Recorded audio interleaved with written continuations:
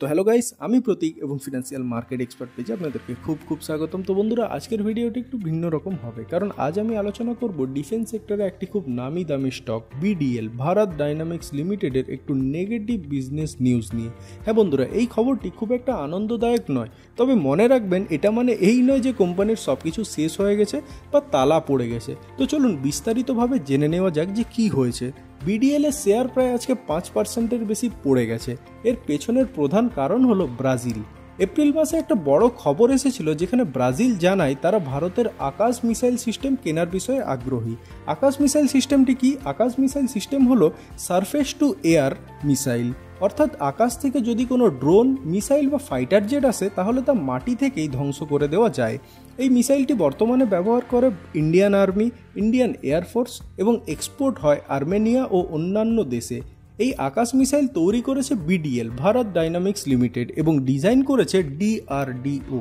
BDL এর আশা ছিল Brazil হবে তাদের বড় এক্সপোর্ট ক্লায়েন্ট, কিন্তু খবর এসেছে যে ব্রাজিল আকাশ মিসাইল কেনার প্রক্রিয়াটি হল্ট করে দিয়েছে।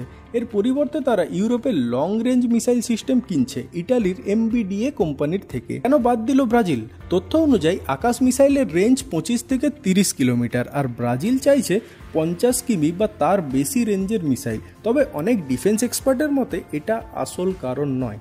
আসল কারণ হচ্ছে নাটো কম্পেবিলিটি। ব্রাজিল ইতিমধ্যেই অনেক ডিফেন্স ইকুইপমেন্ট নাটো দেশ থেকে কিনে রেখেছে।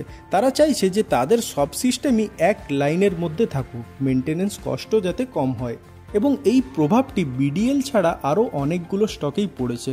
ফার্স্ট হচ্ছে হল, তেজাস ফাইটার জেট প্রস্তুতকারী। সেকেন্ড হচ্ছে মাসগাউন ডকশিপ বিল্ডার, সাবমেরিন প্রস্তুতকারী। এবং 3 নম্বর হচ্ছে ভারত ফর। এবং এই কোম্পানিগুলির স্টকেও প্রেসার দেখা গেছে, কারণ ব্রাজিল শুধু আকাশ মিসাইল নয়, এই 3টি প্রোডাক্টেও আগ্রহ দেখিয়েছিল।